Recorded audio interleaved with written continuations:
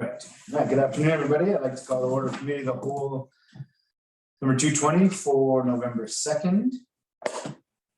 And in honor of the Liwatul, the village of Pemberton acknowledges that we are meeting here today within the unceded territory of the Liwa Nation. Under the village's council procedure bylaw, councilors, staff, delegations, and the public may attend the committee of the whole meeting in person or via electronic means. However, to ensure adequate social distancing, limited seating is provided for the public. Today, Councillor Caddick and I are in person at council chambers, and Councillors Noble, Zant, and Antonelli are attending electronically by Zoom webinar. Staff and delegations will be presenting via electronic means. For those members of the public in attendance, please note that this meeting is a live webinar and is being recorded. The recording of the meeting will be available on the village's website following the meeting. Are there any amendments to the agenda? Seeing none, motion to approve as presented. Councillor Caddick, seconded by Councillor Noble. Discussion, any opposed? Motion carries. Number 3 is adoption of the minutes from committee of the whole number 219 from October 19th. Moved by Councillor Noble, seconded by Councillor Zant. Any discussion? Any opposed? Motion carries. So we're going to go on to number 4. And we're going to wait for some staff to join us.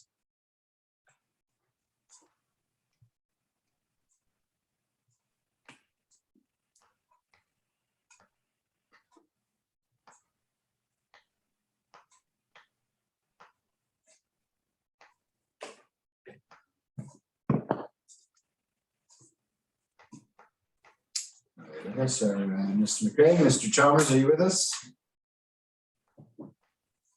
No. Yeah, good afternoon, Mayor and Council. Good afternoon. Thank you for joining us. When you guys are set up, we are on item number 4, which is the development permit number 91, retaining wall request for decision. The floor is yours when you're set. Here. Thank you, Mr. Mayor, and good afternoon to the Committee of the Whole. This is intended to be a request for direction of council, and with the mayor's indulgence, I would like to run through a quick PowerPoint. We also anticipate hearing from the applicants, so I will be short on some of the rationale behind the request, but we'll provide a staff overview to begin. So with that, just let me pull up the presentation here. So, Mr. Mayor, as I mentioned, the purpose of this report is not seeking a decision of council. At this point, we're requesting direction from Committee of the Whole about which way to process an application that has been received and was written up in the report.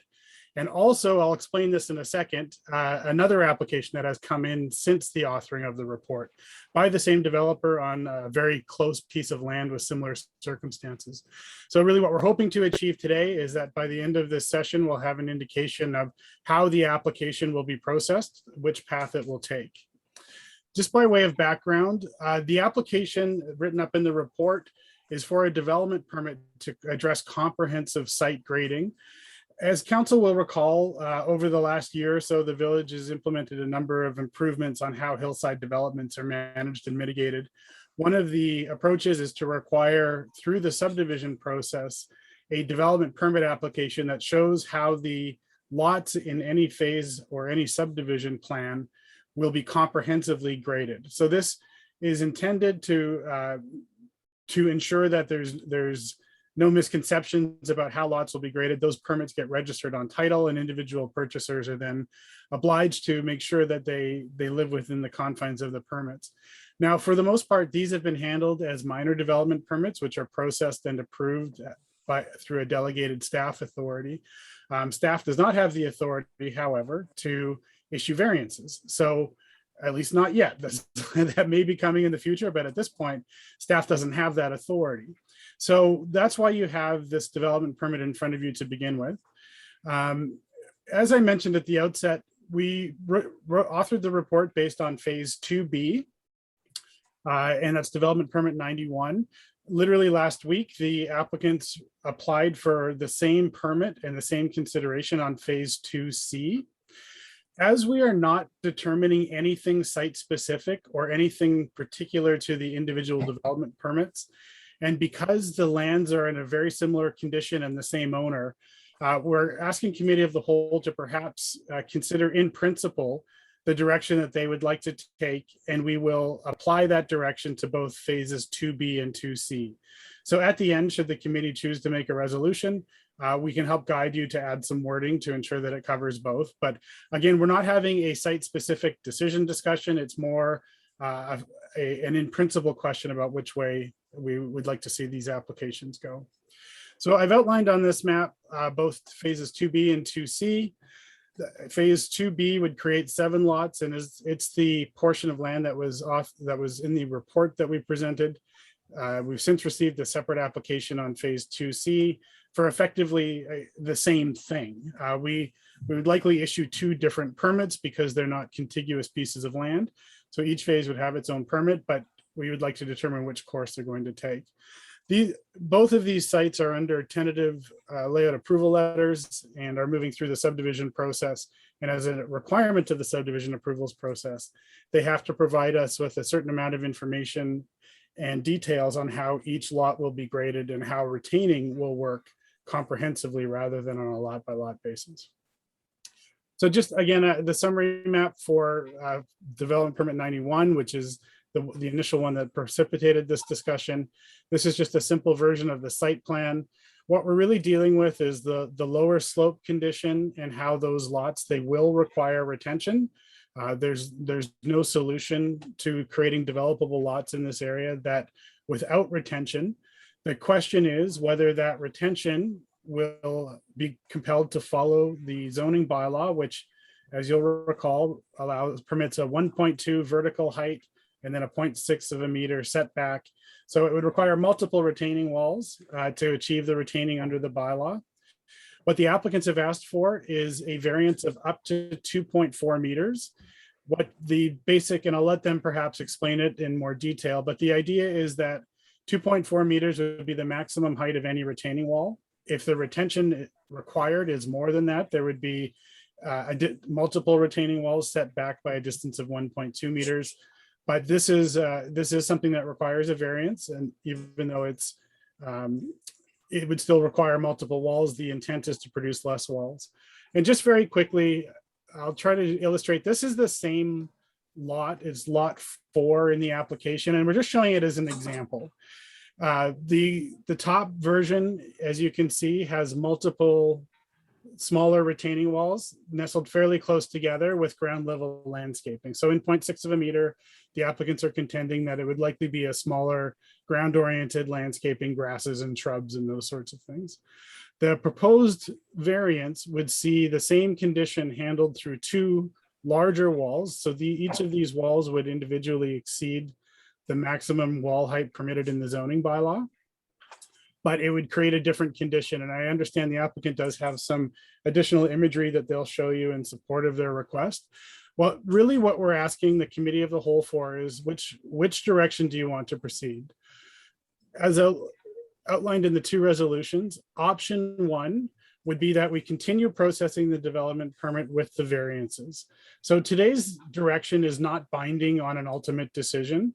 If council or the committee of the whole were to direct staff to continue with the DP with the variance as presented in the report, then at some future point, we would bring the permit, the supporting information all before council with a request for decision. So that would be alternative number 1 in your report. Alternative 2 would be if at this point, committee of the whole believes that this is not a sort of variance that council would entertain, then it would be referred back to staff and the development permit would revert to a minor development permit processed by staff in compliance with the zoning bylaw. So in summary, if council is open to an alternate based on the applicant's rationale, both in the report and in their presentation, something more closely resembling the lower option on this drawing, then you would choose alternative 1, which is to continue processing.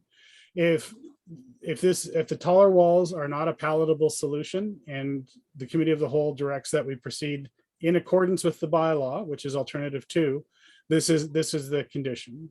So certainly there'll be time for questions. We do anticipate an applicant presentation. With that, Mr. Mayor, I'd be open to any questions before we hear from the applicant. Thank you, Mr. Chalmers.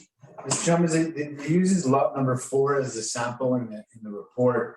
I was gonna ask for the one phase, but I guess for both phases, I think it said it used that one because it was probably the steepest lot. How many of the lots do we anticipate are gonna need this sort of retention, this level of retention? Mr. Mayor, through you, it's a variable condition. And again, we're dealing with this early in the application process, so I don't have each elevation yet committed to memory. But this drawing kind of indicates the area we selected was lot 4. Lot 3 is a similar condition where you see multiple walls. It is variable throughout the site, but you are correct. Lot 4 was selected because it's the lot that seems to require about the maximum amount of retention. The applicants who understand the contours a little better than I do at this stage perhaps can answer that question for you if I haven't provided enough information. Thank you. Open it to the committee for questions. I can't see everybody on the screen, so if I don't see you, just say your name and I'll make sure you get to ask your question. Any questions from the committee for Mr. Chalmers?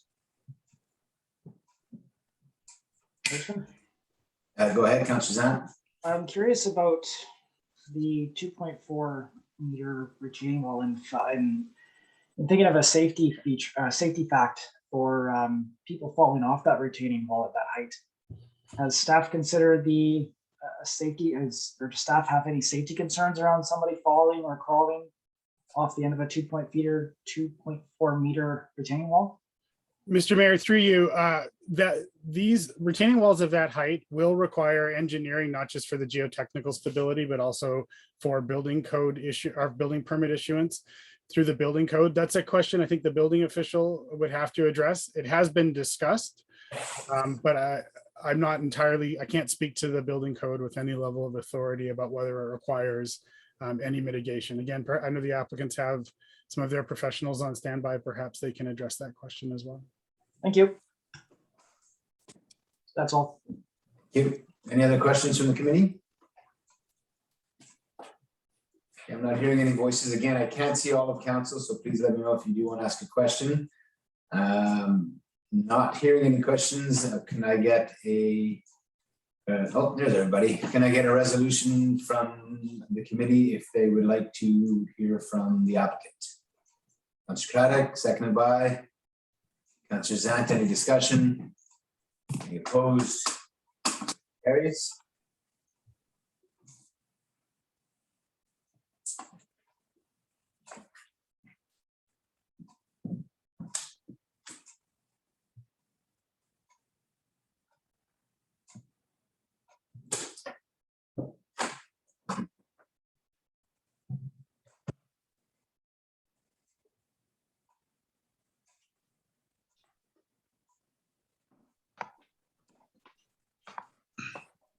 Afternoon, everybody. All set up there. We committee has agreed to hear any comments you have or information to fill in some gaps for us. I'll turn it over to you. Sure. Thank you, Mayor and Council and staff for letting us speak to this. One of our objectives with this was to address the overall retaining bylaw as it exists. As written in the report, doesn't conform to the engineering and geoscientists standards. If we were to construct those walls as per the bylaw, those multiple rows of walls would lead to basically a rock garden effect on the hillside. Through work with John Tynan and Webster Engineering and Crosland Doak of CDLA Landscape and Architecture, they have extensive experience in this field, in which the taller walls with a greater spacing between them allows for a lot more vegetation, both below the wall and in between the walls. And also is geotechnically sound. Contour Geotechnical is our geotechnical engineer, Evan Sykes, and all of these walls are designed that we're proposing to Contour's standards. Now, anecdotally, Webster's worked with other communities and have experienced exactly those type of scenarios. And in the report, there was a some visuals of walls that are the 1.2 with the 0.6 step and are unable to retain any sort of meaningful vegetation that can mask the walls or reduce the massing of them due to the depth of the plantings. So the long and short of what we're looking at doing is we had a TAL to do the subdivision. Along the way, staff has requested the common grading exercise to make sure that we have lots that fit together as they get developed. We spent extensive amount of time with the topography with Webster and the geotechnical and our landscape architect to come up with this plan. Now, this plan that we're proposing, like I say, minimizes the amount of rock wall, overall visual effect, as well as creates the space for the grading. To Councillor Zant's question, again, that falls under the building inspection process in terms of what the safety requirements are. And of course, that will be addressed in the building permit applications. Sunstone intends to do this work on phase 2B and 2C. In phase 2A, it was not required because the land is a little bit easier benched and could all conform to the bylaw very easily. These 2.4 meter walls are commonplace in hillside developments because of the couple points that I made. Now, John Tynan with Webster Engineering, he's a design engineer. He might be able to speak to a little bit more of the outcomes that he's witnessed you'll have, if you understand Webster Engineering, they are hillside engineering specialists. So that's what they do out of North Vancouver. So John, if you want to speak to one of the outcomes that you've experienced in the British properties with the development permit and the 1.2 wall design.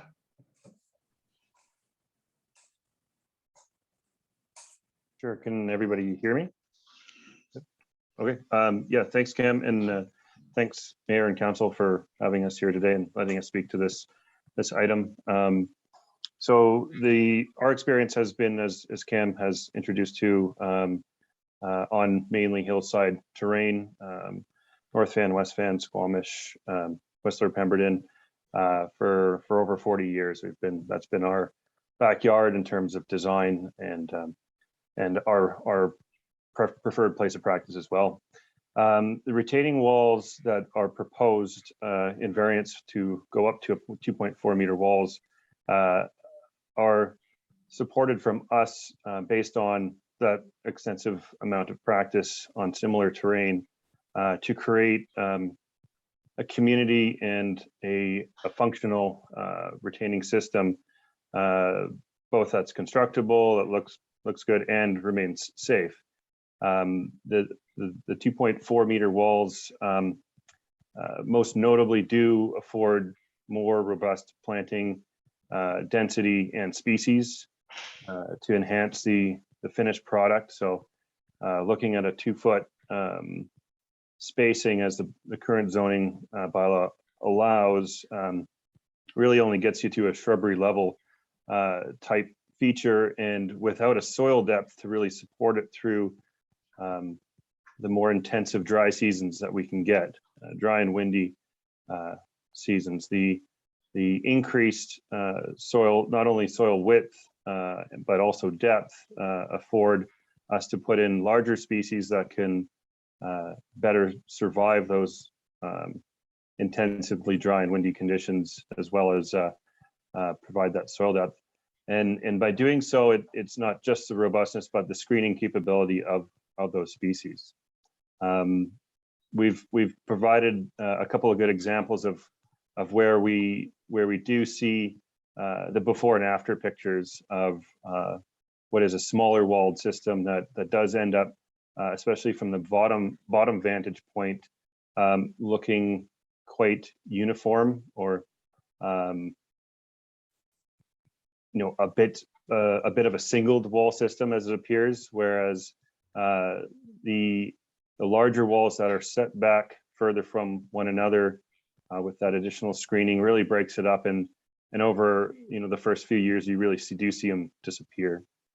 For constructability as well, Cam spoke to the Professional Engineer and Geoscientists Act, and it's interesting because the 1.2 high by 0.6 horizontal offset doesn't conform to what the building standards are. Really, you should see a net grade gain of about 1-to-1, so that would be a 1.2 high by 1.2 back.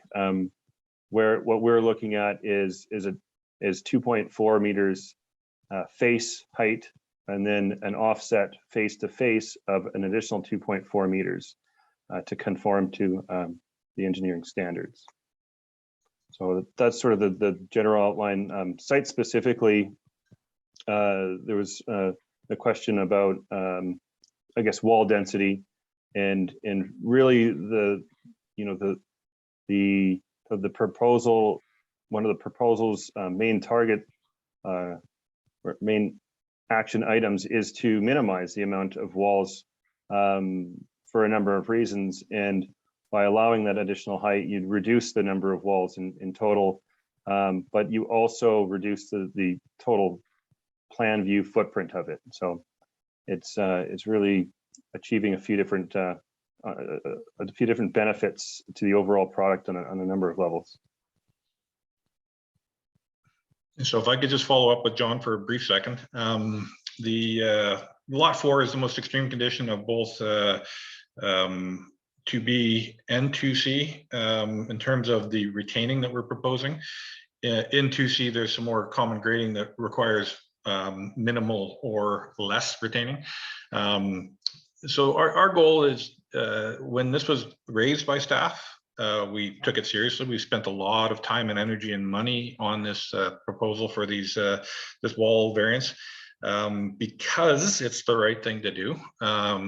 We can avoid a certain circumstance that happened elsewhere on the project by this being registered on title. It'll be controlling the way these lots are developed.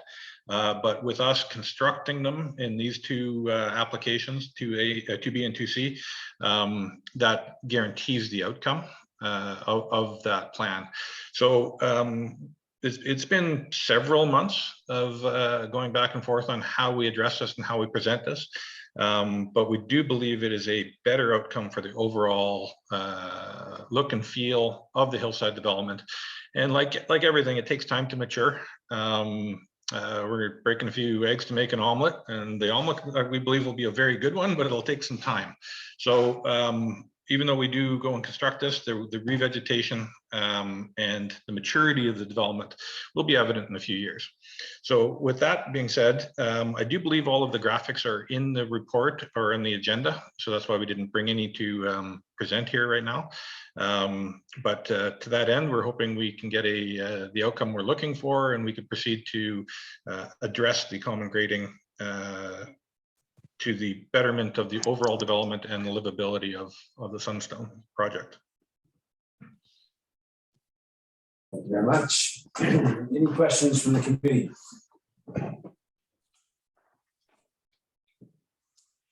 Okay, I don't see any questions, so thank you for joining us. We'll open it up for discussion. Thanks for your information, Mr. Tynan, I believe you say your name, and Mr. McIver, we appreciate your time. Are we keeping them on? No, we're just transferring them down.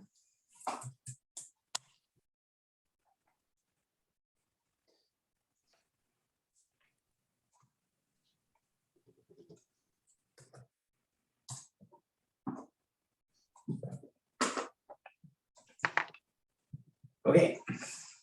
All right, I will open it up for discussion. Comments from the committee. Who would like to lead off? Scrata. Yeah, I'll just put resolution number 2 on the floor. Okay, I'd kind of like to hear some discussion, but we can. Sorry, I'm just reading it again. Okay, I'd kind of like to hear some discussion. If there's no discussion, we can retain, or we can go for a motion here. Councillor Antonelli, go ahead. Yeah, just for discussion. I think this idea is a good one. I think it's really important that the developers come forward to make these buildable lots and that the walls are being designed, as part of a comprehensive package. The goal here doesn't seem to build out an over large yard that doesn't suit the terrain. I don't see that neighbors would be negatively affected. I think the screening potential is good. So overall, yeah, I think it's a great idea. I support it. I guess 2.4 meters does seem pretty high to me. I think generally when a wall gets over the height of the average adult, it does start to seem imposing. So my understanding here is that 2.4 would be a maximum that you'd see occasionally. So, I think that's workable. In the development variance permit, I think safety should be addressed. So fall hazards and potentially irrigation. I guess leave that up to the landscape architect. But yeah, overall, I think this is a good approach. Thank you. Councillor Noble, go ahead.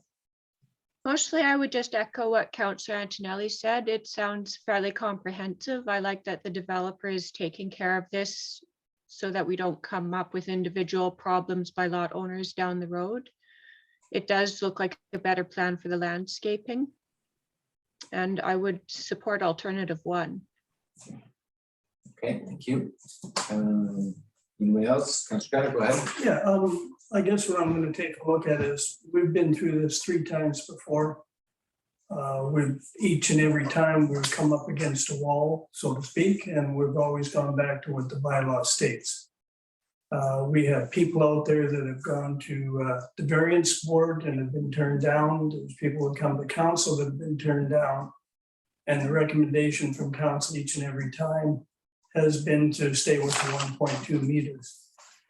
If we're to change it now, we're gonna have a lot of people in the first phase that we're required to adhere to the bylaw on our case pretty heavy.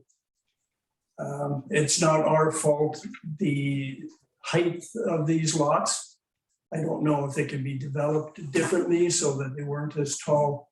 But I think for any of us to go back on what we've already said we want for the community at this point in time, it to me would be the wrong way to go, and I certainly won't support it. And I hope council will rethink their ideas on this, because it's not in the best interest of the community. It's not in the OCP, and it's not in our bylaw.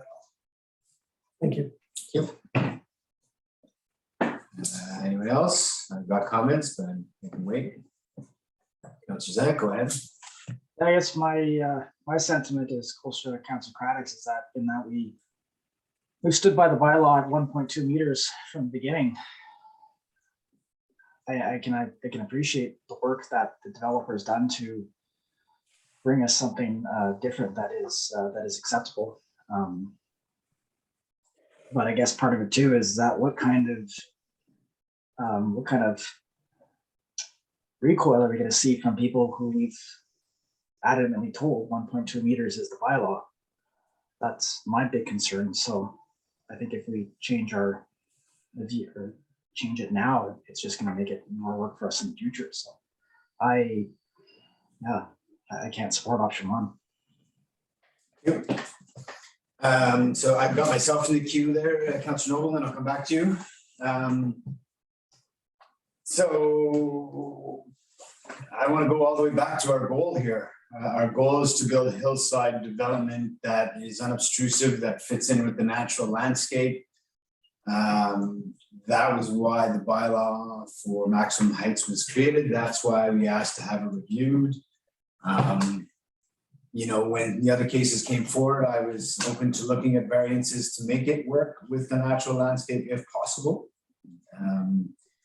And I think I want to stick with that goal. I think having seen what I've seen in the report so far, the opportunity for landscaping on a 2.4 meter wall is much, much greater, and you'll shield a lot more of that rock.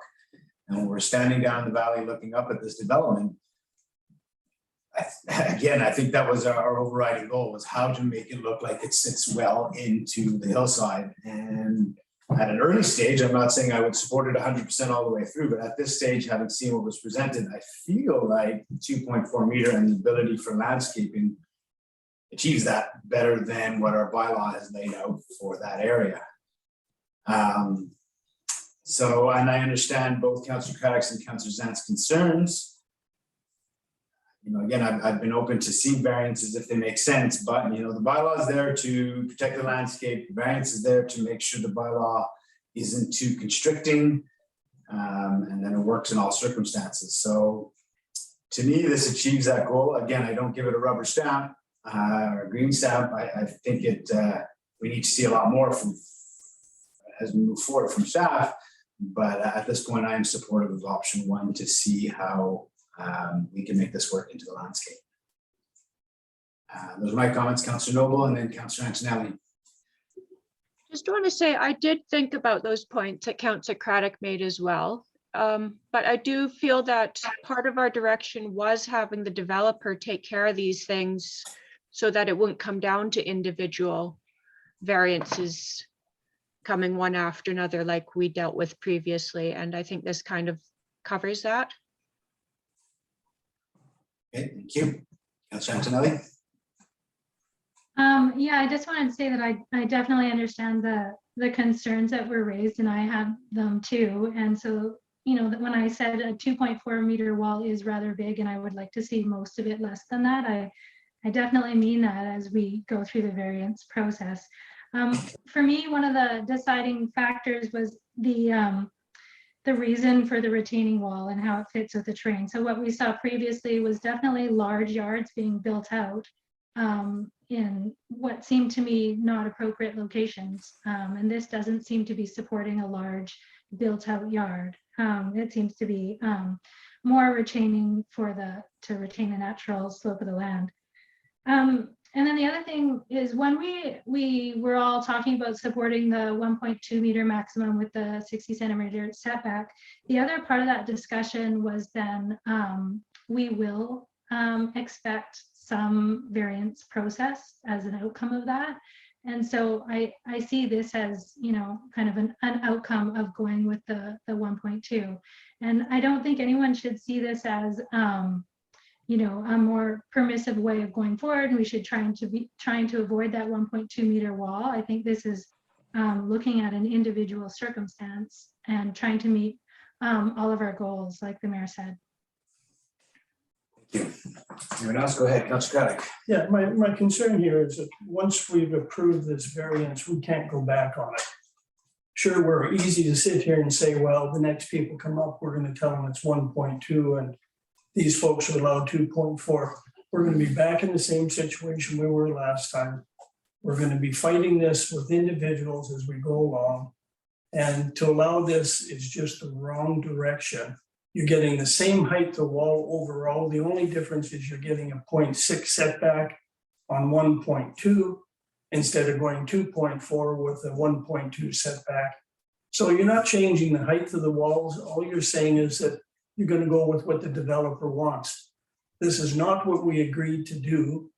I think it's wrong to make that decision in midpoint, and I certainly will not be supporting it.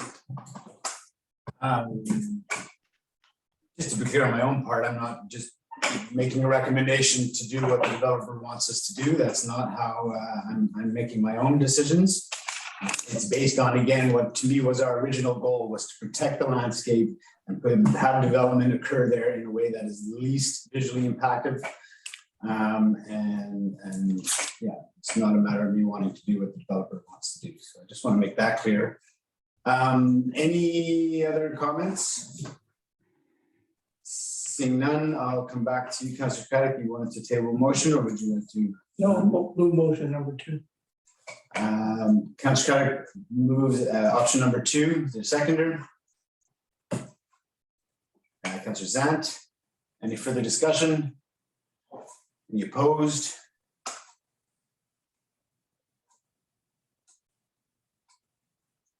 Councillor Antonelli? You're on mute. I'm just scrolling through, trying to get back to number 2. What page is it on? The recommendation is on page 9. Okay.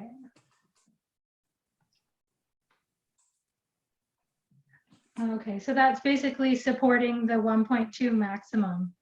Correct.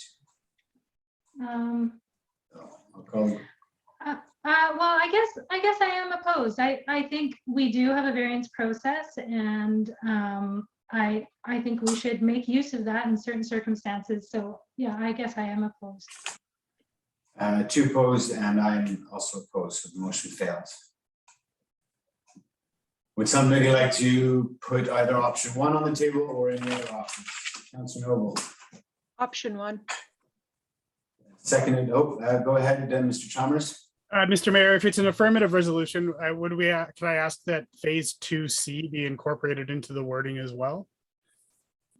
Okay, and just to be clear here, before we get this motion down, there was some comments made that, you know, I want to be sure we have, this is the early stages of this discussion to see what it looks like. We have, the council will see, or the committee will see this again, correct?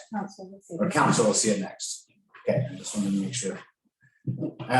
So Councilor Novo, are you willing to make that motion and have 2C involved as well?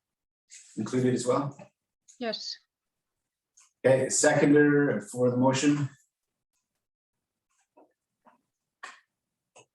Second motion for option one. I'll second it. Call the question, or sorry, any further discussion? Councilor Antonelli, go ahead. I feel like I don't know a lot about 2C. I think conceptually it's a good idea, I guess, but I feel like I need to know more about that rather than just tacking it on without any further information. So you'd like to see more information come back for 2C before you include that in the variance resolution? Or in the resolution as Yeah. staff? Okay. Yeah. Okay, So it seems like 2B, which is what we have the information on right now, Mhm. it makes sense to me, but I feel like I don't have a lot of information for the other Sure. section. okay, well, there's a motion on the table that's been seconded. I can call it, and if we want, we can see how it goes, and if it fails, then we could put a motion forward to go ahead with just discussion around 2A, right? So is everybody clear?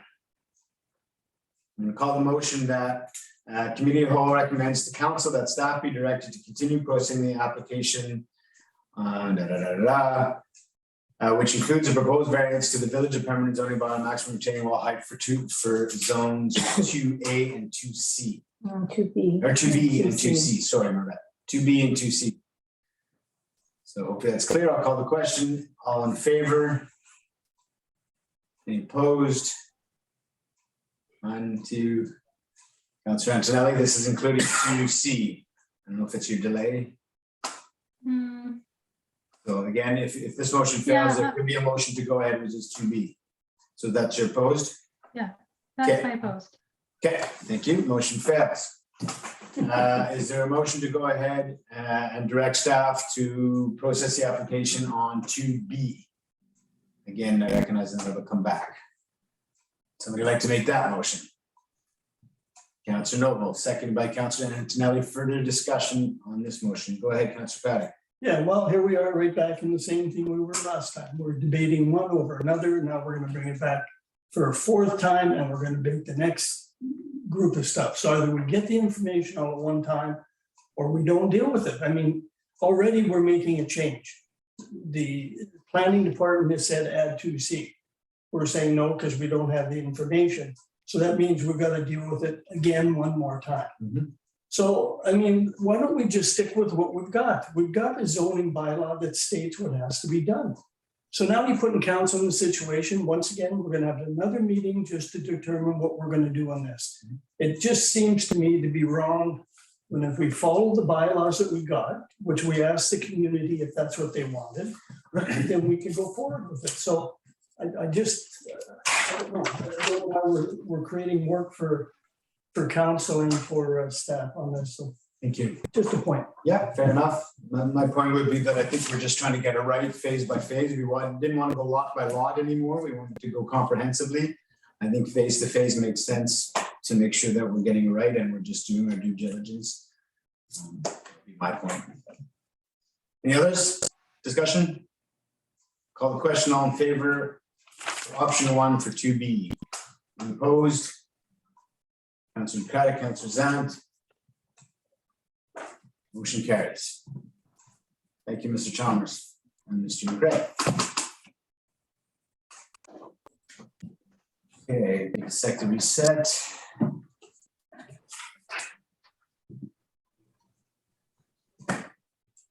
We'll be going on to number 5. We need Ms. Burns, Heckner, and Leggett.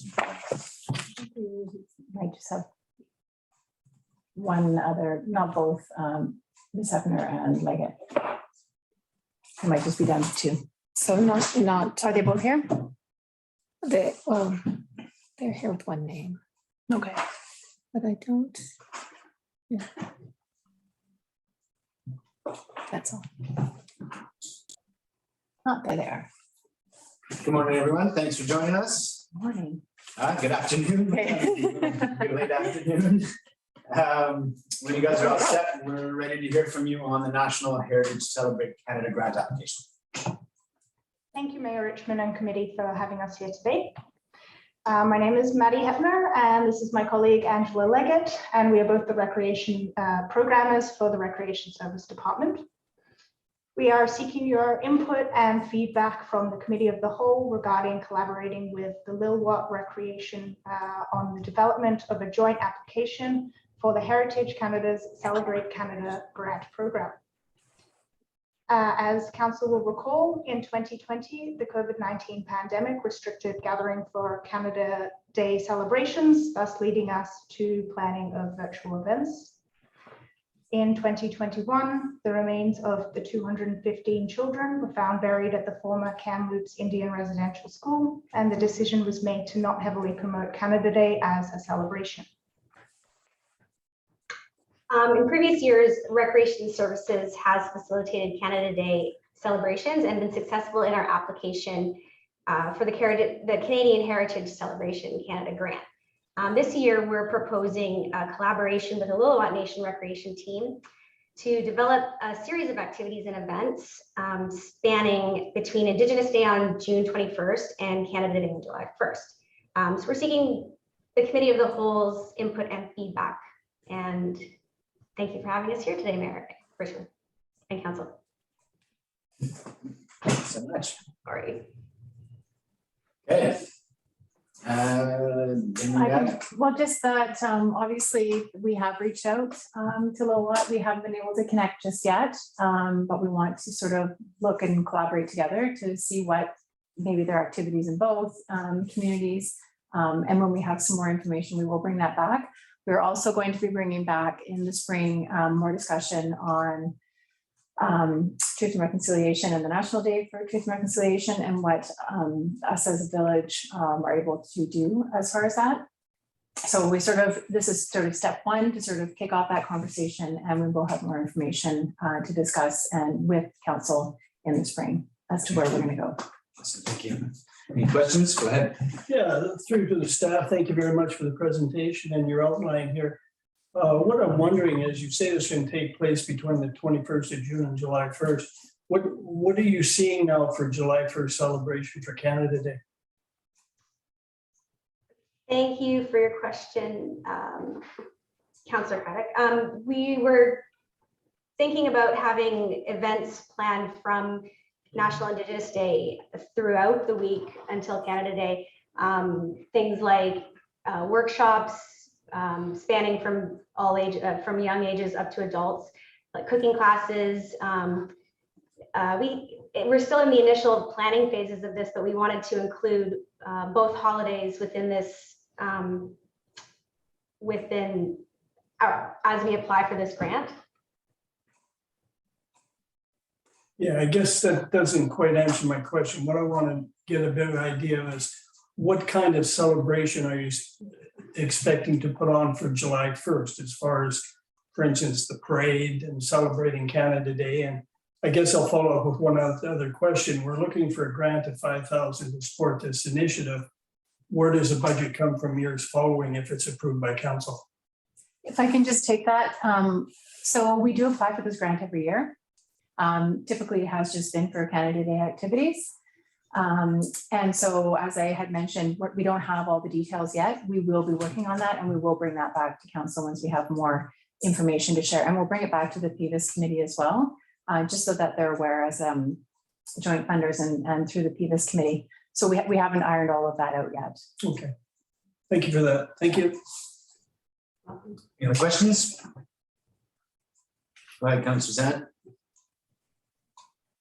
Yeah, I also want to say I think this is a great idea. I'm glad to see this coming forward.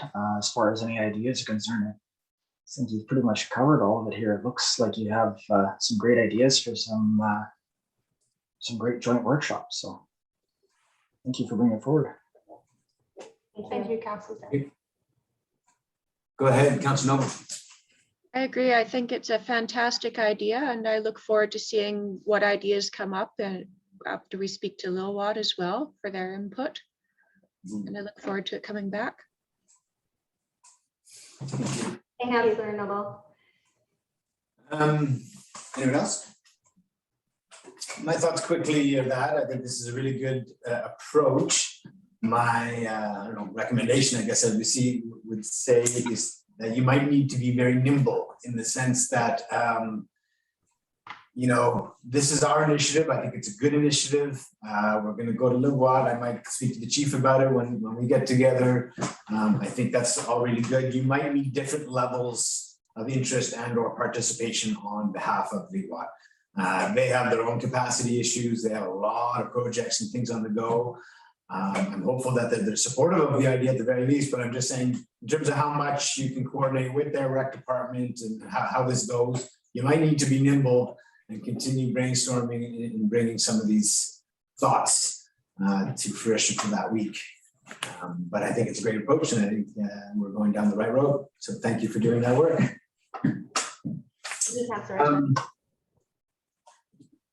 If there's no other comments. We need a motion to support. Yeah, I'm just checking it. I'll move a motion to support. I think the ladies have done a great job on this, and I wish them all the best moving forward on it because like you say, Mayor Richmond, they're gonna have to be nimble because we want to reach out and work with Lilwat Nation, but sometimes they are very busy like we are. So yeah, I wish you all the best, and you got my support, and I'll put the motion on the floor.